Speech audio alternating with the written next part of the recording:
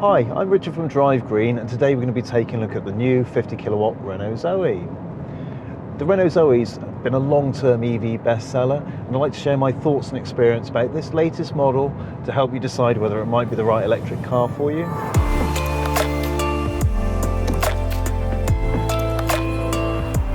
The Zoe was an early entrant into the EV market, launched in 2013, and it was designed to be the really approachable and affordable EV. It was extremely popular and shortly after became the best-selling electric car in Europe. It started out with a modest 22 kilowatt-hour battery and then moved up to a 40 kilowatt in 2016, where it led the market in terms of its range.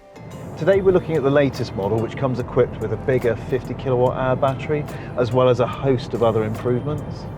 The Zoe's always been a pretty little car, designed with a certain continental flair that is missing from a lot of its competitors. Although the lights are different and there's been a bit of a facelift on the front, the new Zoe definitely still very much looks like a Zoe, and it retains all the same charm of its predecessors. You've got some lovely design details on the new car. You've got these lovely unique looking lights, some really nice new curves and lines on the bonnet and on the bumper. Then you've got lovely unbroken lines down the side of the car and those sort of discreetly hidden rear door handles. The top spec GT line comes with these lovely 17-inch diamond cut alloys, which look very, very nice.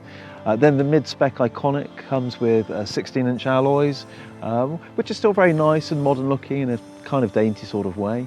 The bottom spec Play model only has 15-inch wheels with actual hubcaps, which in my opinion are just a little bit too dinky and a little bit naff for my liking.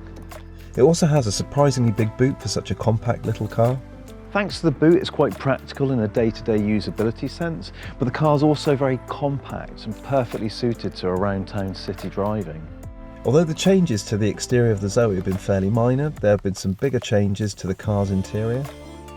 You still know you're in a Zoe and it does feel very nice and familiar to me. However, there are some obvious improvements and some obvious differences, such as the big screen and some of the controls. The interior is very nice and it's definitely an improvement on the previous version.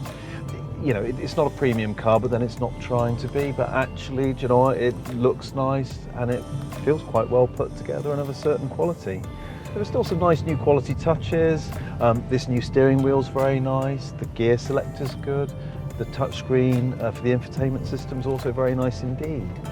Today we're driving the top spec GT line, so we've got the bigger 9.3-inch portrait touchscreen, which actually is really, really nice. Resolution is great. I like the sort of split screen setup on it. It's very, very nice. The digital dash display, also very, very good. It's extremely crisp, shows you what you need to know very well. I like that a lot. And when it comes to the media screen as well, even the smaller 7-inch version on the lower spec Iconic and Play models is actually still rather nice as well. The seats very much do feel like Zoe seats. They're a step up from the previous Zoe seats, especially the sort of half faux leather and half fabric ones we've got in the car I'm driving today. They're nice and comfy enough, but you know, they definitely live down the value end seat-wise. One thing I'm very disappointed with is amongst the many upgrades this car has, Renault haven't made the seats more adjustable. Still, there's no height adjustment on the driver's seat, which I think is a real shame. I know from experience of dealing with customers, you know, that can occasionally be an issue. For many people, it isn't an issue at all, it has to be said. However, I would just take a seat in a Zoe and just check it works for you. Overall though, do you know what, I'm actually really impressed with the new Zoe's interior. It's nice and quality, nice and comfy, and it's a nice place to be.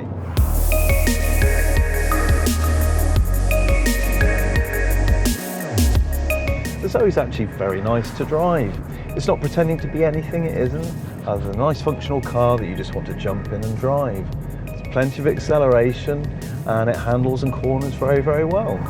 Renault have increased the motor power compared to the standard earlier Zoes, so it is nice and perky, even if the standard 80 kilowatt 110 horsepower motor doesn't quite have the power and acceleration of some of the newer bigger EVs. Despite that, it still drives like a hot hatch. If you like your electric cars to be as sporty as possible, then be sure to go for the more powerful 135 horsepower motor. That does make the car perform very much like a hot hatch, and it does bring it in line performance-wise with most other EVs that are out there. To complement its zippy nature, you've got very responsive go-kart-like steering. It really does handle and corner very, very well, and this genuinely is a really nice, enjoyable car to drive. The Zoe now comes with 2 different drive modes. You've got the D mode, just like it had before, where the car will coast like a normal car, and then you've got the B mode, which is an enhanced regenerative braking setting. Really glad this is now on the Zoe, as it brings it in line with many other EVs which have embraced the benefits of having an adjustable regen braking setting. And as a result, it might not be quite one-pedal driving, but it does have that quintessential EV feel about it, and you'll definitely use the foot brake an awful lot less. Very pleased the car now has a B mode. The new Zoe also has an automatic handbrake instead of the old school regular mechanical handbrake of its predecessors, which is again another great improvement. The new Zoe also has an auto hold setting, so when the car comes to a standstill and you apply the foot brake, the car will automatically apply the handbrake, then automatically disconnect as soon as you press the throttle. This is a really nice thing to have on the car, and actually it's a very nice thing to see on a car of this value, and it's something a lot of this car's immediate competitors don't have.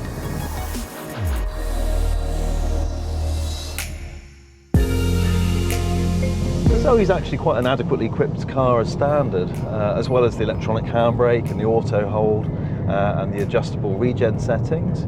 It comes with auto wipers, auto lights, you've got cruise control, you've got a speed limiter, you've got the really nice media centre with the sat-nav included in it. The Zoe also has that all-important, highly efficient heat pump-based heating system, which means you'll get the most out of this car in terms of winter driving range, which is great. The top spec GT line model, like the one we're driving today, comes with sensors front and rear, reversing camera, lane assist, of course the big 9.3-inch touchscreen, and LED headlights as well. There are some other options you can add to the car. These are options you can add to the GT line, and some of them you can add to the mid-spec Iconic as well.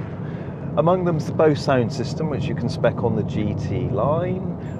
You can also spec a self-parking function, an automatic braking function, as well as a winter pack that includes heated seats and a heated steering wheel.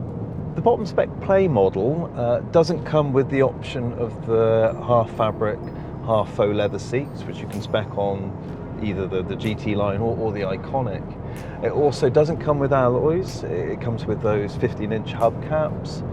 You also lose the electric rear windows, and it doesn't have any reversing sensors. It's definitely a lower spec car, however it is a lot more budget friendly. If you can though, spec up a little bit more and you do get a lot more for your money. The new Zoe has a very respectable sort of 200-mile real-world driving range, in my opinion. The Zoe's always led the field in terms of the range of their cars. I think it comes from that time-perfected design, and it's always been the party trick of the Zoe that actually achieves a little bit more range than the competitors.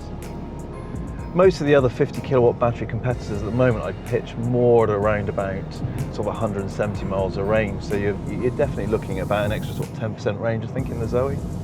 If you plan to do quite a lot of long distance driving in your Zoe, you might choose to spec for the rapid charge model. The standard model Zoe only has 22 kilowatt AC rapid charging capabilities, and that falls a long way behind a lot of its competitors. What that means is on a typical AC rapid charger, you'll only be able to charge about 40 miles worth of extra driving range back into the car in a half-hour charging stop, which is fine for most people, particularly if you're not, driving outside of the 200-mile range of the car on a regular basis. However, if you are, I think you'll probably be glad that you chose to spec a rapid charge. On a rapid charge model, at a typical 30-minute stop at somewhere like the motorway services, you're going to charge a much more respectable 80-90 miles worth of range back into the car. A rapid charging model comes with a CCS rapid charging connection, which is fast becoming the standard rapid charge connection, so there's plenty of them out there.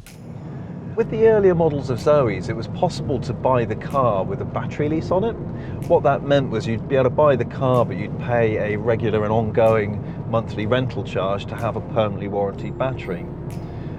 The idea with this at the time, back in 2013, when the Zoe was first released, was to allay people's fears over the long-term life of their batteries in their cars. As time has progressed, it's proven that actually concerns over long-term battery health are largely irrelevant, and therefore the battery lease element has now been discontinued. So for the sake of clarity, all the 50 kilowatt models are all battery owned. There's no battery lease option available anymore, and I think that keeps things much more simple.